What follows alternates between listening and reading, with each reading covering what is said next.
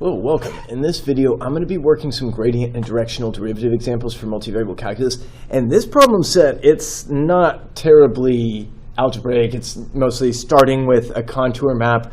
Looks like there's also some problems starting with a tangent plane and starting with a normal line. So this is not going to be like f of x and y equals e to the x times cotangent of y and take the derivatives by hand. It's not going to be like that.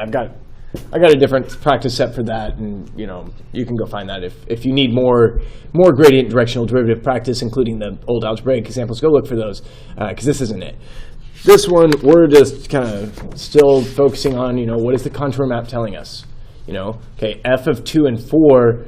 Okay, just to remind you, f of 2 and 4 is you go to 2, 4, and the height of the graph is we're on this level curve, which is 1. So I'm going to say f of 2 and 4 is equal to 1. Just because of that right there. Okay, estimate the gradient of f at 2 and 2.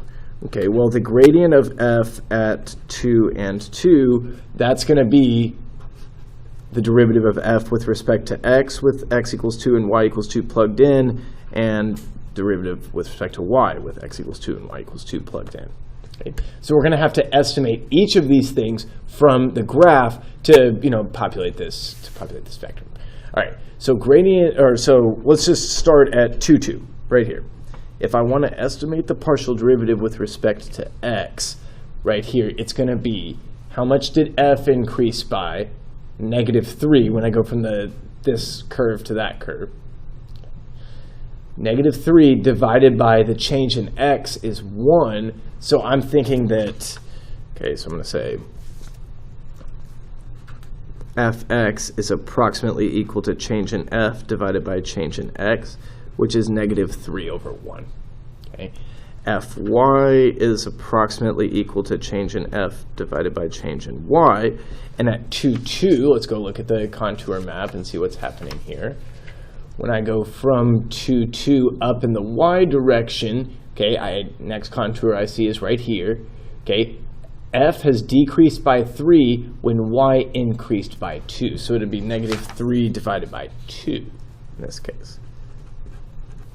And so my gradient is going to be, my approximate gradient, my estimated gradient, will be -3 and -1.5. Okay. And notice that if you were to plot that at the point 2, 2, you would get something that was orthogonal to the level curve, and moreover, it would be pointing in the direction of increasing f. Anyway, let's see, number 3. If v, we've got a given v is the directional derivative of f in the direction of v at 1 and 3/2, positive, negative, or 0. All right, I'm going to have to draw on the contour map. I don't know what else to do. Okay, so at the point where x is 1 and y is 3/2, which is right here, if I go over along v, where x has decreased by 1 and y has increased by 1, I'll be over here, off of my level curve. Okay, so I don't think that this is going to be like the magnitude of this directional derivative. I don't think it's going to be very big. It's going to be positive, and I know that because I'm going over here, and really the overall lay of the land here on this contour map is that f is decreasing as I move like that. So if I'm moving over here and I'm to the left of this contour, I know that's where f is increasing. So I know that it's going to be positive. Okay, so I'm going to say, I don't know this for a fact. I would need more contours and probably more information about the function itself. Say that dvf at 1 and 1.5 is positive because basically f of 0 and 2.5, what I got after I went from this point and adjusted it by v, is greater than f of 1 and 1.5 is kind of my reasoning. And well, yeah. So we want about that, about your reason. Number 4, give a possible value of the gradient of f at 3 and 2.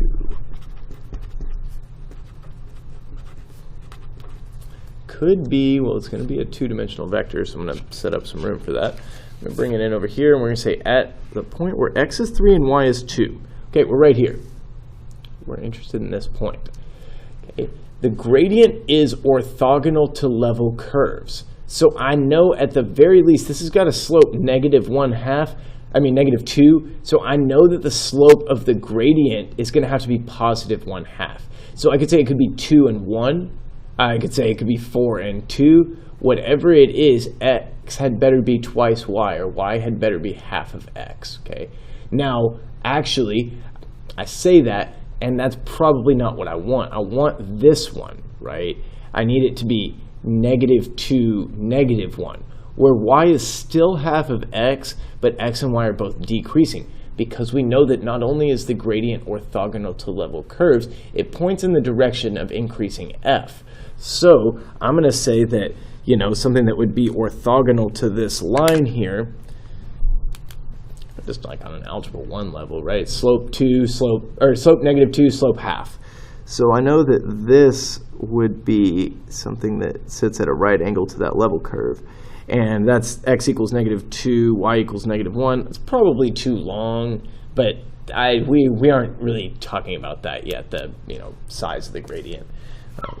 I told you maybe a trivia fact about the length of the gradient, but I'm just going to say -2, -1. Just based on the orthogonality and pointing towards the direction of increasing f. Okay.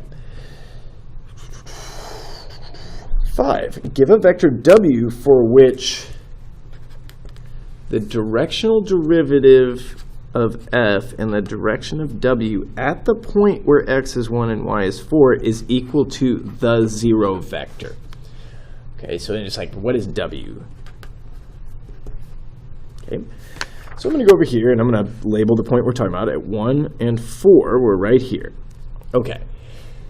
I've got 2 ideas, or well, I guess there's a multitude of vectors that this would work for. But if you think back to when we were looking at, maybe a couple of quizzes ago, and we were talking about, the partial derivative of f with respect to x, is it positive, negative, or 0?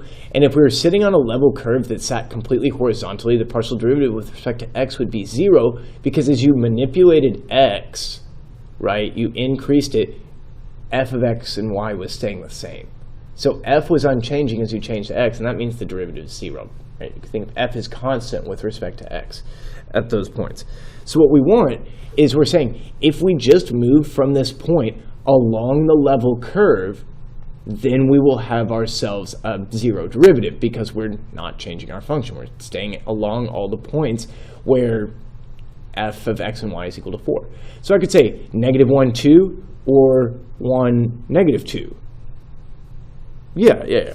So we said -1, 2, or maybe 1, -2, or it could be, anything you wanted, just as long as probably y was twice x and it was the negative of it. So you could have, -0.5 and +1, right? Doesn't matter, just as long as you're staying along that level curve, which did have slope -2. So. That was number 5. All right. Now, these problems, it says, suppose the tangent plane has this equation. Okay. Personally, I think you might want to work this around to look closer to the form that we write it in when we write the equation for a tangent plane to a function. So what I'm going to do, I'll copy the equation of the plane for sure. 4x, 5y, and 6z.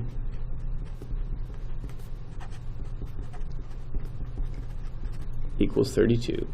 I'm going to solve it so that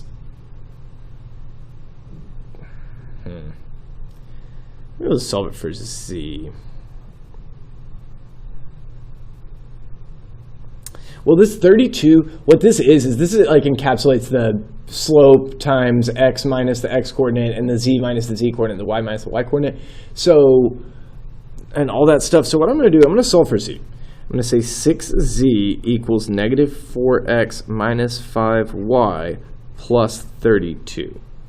And then I'm going to divide by 6, and I'm going to get z equals negative 2/3 x minus 5/6 y plus 32 over 6.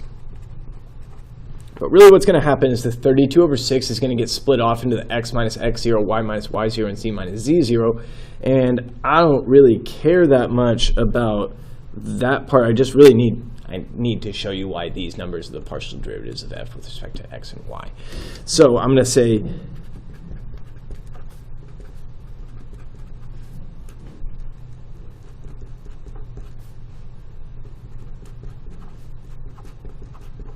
for some x0, y0, z0. And I mean, they even gave me the point, but I don't really want to go in and make sure that it fits. Okay, if it doesn't, let me know. But I'm pretty sure that that plane would fit because I made sure it fit the points initially. So, okay. Write an equation for the normal line to f at 1, 2, 3. All right. We know that the normal line, we get the slope numbers from these, right? And, well, I guess really what we'd do is we'd subtract this and set it equal to 0. And we would say negative 2/3, negative 5/6, negative 1. Okay, so I'm going to say that my normal vector, so this is number 6.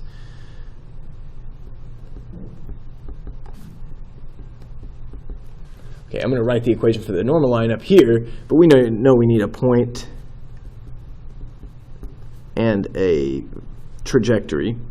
N is going to be negative 2/3, negative 5/6, and negative 1.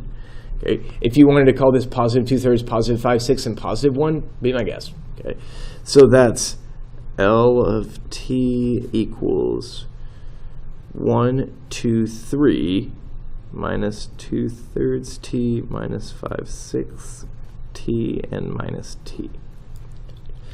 That's the tangent. Normal line. Let's find the gradient. Oh, that's a good one. Okay.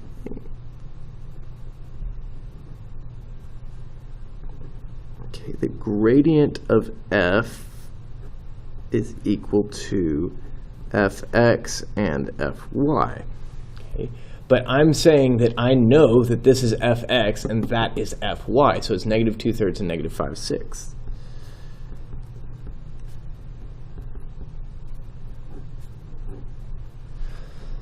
All right, that was number 7, number 8. Oh, and then this one will be friendly to us as well because we've got a nice formula for the directional derivative. I've got the gradient right here. We want the derivative in the direction of u of f at the point 1, 2. Yeah, and these were the values of partial of f with respect to x and partial of f with respect to y at the point where x is 1 and y is 2. Okay, because this is the equation for the tangent plane at the point where x is 1 and y is 2. Okay. So that's going to be equal to gradient f at 1 dotted with the unit vector in the direction of u. Okay, so I'm going to need to find that.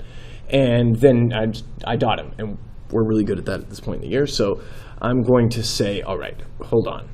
Unit vector in the direction of u. U is the vector negative 2 and 1. Okay, the length of u is going to be 4 plus 1 is 5. So that unit vector in the direction of u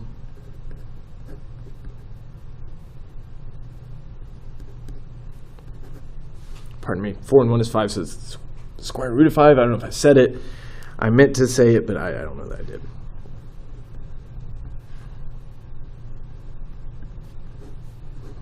Okay, so now I know that this is going to be the gradient dotted with the unit vector, which is negative 2 over square root of 5 and 1 over square root of 5. And I'll get 4 over 3 root 5 minus 5 over 6 root 5, which I don't even know if that's a positive or a negative number. I mean, it's going to be positive because that would be 8 over 6 root 5 minus 5 would be 3 over 6 root 5. Or 1 over 2 root 5. I mean, there's like all sorts of ways you can write that exact same irrational number, but we're going to be satisfied with that. Okay, that was number 8. Okay, and then I just got 3 more for you that's very similar, except now we're going to start off with the normal line, and we're probably going to do the exact same stuff, just kind of work it around backwards. Okay, yeah, the normal line to G is L of t equals 4 plus t, 2t, and t minus 1. Okay. And then I'm going to use this normal line. The first one is write an equation for the tangent plane. Okay. So number 9, we're going to need to get the tangent plane.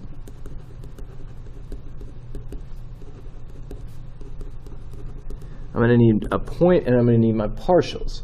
So the point, they gave it to us, is x equals 4, y equals 0, z equals -1.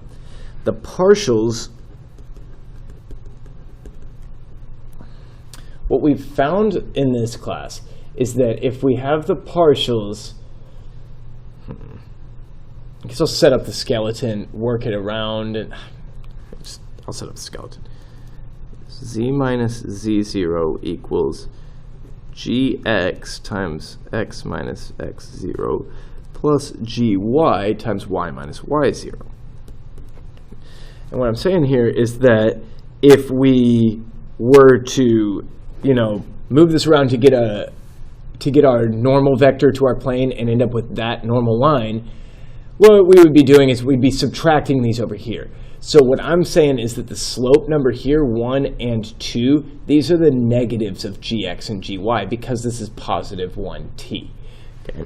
So I'm going to say that, negative gx times x minus x0 minus gy times y minus y0 plus z minus z0 equals 0. That's what ends up giving us the, our normal vector 1, 2, 1, right? That's the slope numbers here. So what I'm saying is negative gx equals 1 and negative gy equals 2. So I know that means gx is -1 and gy equals -2. And that's all that is, quite a lot just to justify why I'm going to be putting in the negative of those numbers in here, but I think I need to. Otherwise, y'all be asking me about it tomorrow.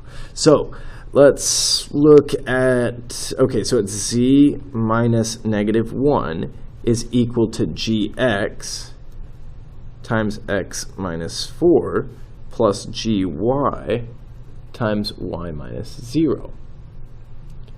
So, if we really write this nicely, we could say that this is g equals -x minus 2y plus 4 minus 1 is plus 3. We could write a tangent plane like that. All right, number 10, we're going to find the gradient. Well, that's going to probably be a little easier now that I've already found the partials just right here. And so, yeah, if I want the gradient of g at the point where x is 4 and y is 0, well, that's going to be fx at 4 and 0 and fy at 4 and 0. Okay, but we said that gx, pardon me. Okay.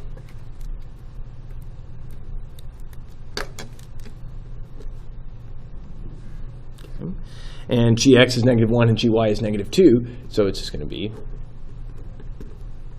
that's going to be the gradient.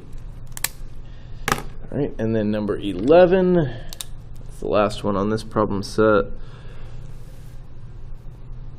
If u is 6 and 8, find the derivative of g in the direction of u. So I know I'm going to need the unit vector in the direction of u. Okay, and the length of a vector with components 6 and 8 is going to be 10. And so I'll just divide this by 10, u over length of u, right? 6, 8, 10, it's like a 3, 4, 5 triangle. So I'll get 0.6 and 0.8. 6 divided by 10 and 8 divided by 10. And then, okay, I've got my unit vector, I've got my gradient. And so the directional derivative of g in the direction of u at 4 and 0 is going to be the gradient dotted with the unit vector. And so that's negative 1.2 plus negative 1.6 is negative 2.8. And there we've got ourselves a derivative, right? Okay, now, like I said at the beginning, if you felt like this was not enough and you needed more, you can contact me by email if you don't already see extra practice on the Google Doc for this topic in multivariable calculus, and I can always provide more. I got a textbook that I can always send you some pages out of. Be like, hey, here's some pages where they're like, here's a bunch of functions, just find their gradients and directional derivatives at various points. But I think that at this point in the course, this is more like what you need, because I ask these types of questions on the quizzes and tests quite a bit, the ones with the contour maps, or ones where I don't just give it to you straight, and you have to do a little bit of work and apply the concept as well. Okay, so if you need more of those and you don't see it, just email me, ask for it. Otherwise, happy practicing. Thanks for watching.